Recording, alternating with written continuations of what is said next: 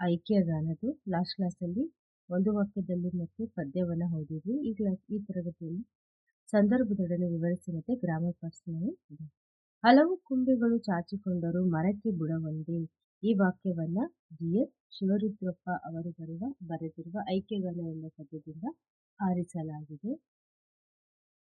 ಈ ಮೇಲಿನ ಸಾಲನ್ನು ಕವಿಯು ಓದುಗರಿಗೆ ಹೇಳಿದ್ದಾರೆ ಅಥವಾ ಲೇಖಕರು ಓದುಗರಿಗೆ ಹೇಳಿದ್ದಾರೆ. ಸಂದರ್ಭ, ಯಾವ ಸಂದರ್ಭದಲ್ಲಿ ಈ ಒಂದು ಸೆಂಟೆನ್ಸ್ ಬಂದಿದೆ ಅಂತ ಈ ಒಂದು ಮಾತನ್ನ ಹೇಳಿದ್ದಾರೆ. ಭಾರತದ ದೇಶದಲ್ಲಿ ವೈವಿಧ್ಯತೆ ಇದ್ದರೂ ಏಕತೆ ಇದೆ. ಅಂದ್ರೆ ಬೇರೆ ಬೇರೆ ಡಿಫ್ರೆಂಟ್ ಟೈಪ್ಸ್ ಆಫ್ ಇದ್ರೂ ಸಹ ನಮ್ಮಲ್ಲಿ ಏಕತೆ ಇದೆ ಭಾರತದಲ್ಲಿ. ಅದು ಹೇಗೆಂದರೆ ಹಲವು ಕೊಂಬೆಗಳು ಚಾಚಿಕೊಂಡರೂ ಮರಕ್ಕೆ ಬುಡ ಒಂದೇ ಆಗಿದೆ ಎಂದು ತಿಳಿಸುವ ಸಂದರ್ಭದಲ್ಲಿ ಈ ಮೇಲಿನ ಮಾತು ಬಂದಿದೆ.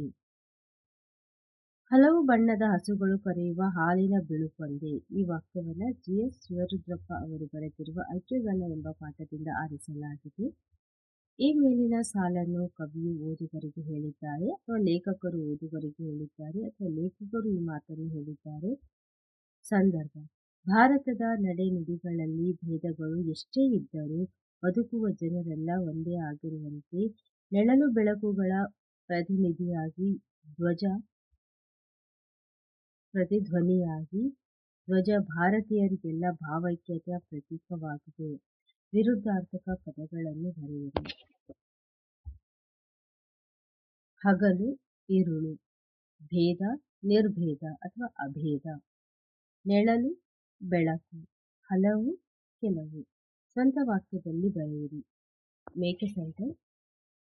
ನಾವೆಲ್ಲರೂ, ಭಾರತದ ದೇಶದಲ್ಲಿ ವಾಸಿಸುತ್ತಿರುವ ನಾವೆಲ್ಲರೂ ಒಂದೇ. ಅಗಣಿತ ಅಂದ್ರೆ ಕೌಂಟ್ ಮಾಡೋಕ್ಕಾಗಲ್ಲ.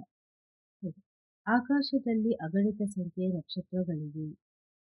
ನಡೆನುಡಿ, ನಮ್ಮ ನಡೆನುಡಿ ನಿಸ್ವಾರ್ಥದಿಂದ ಕೂಡಿರಬೇಕು.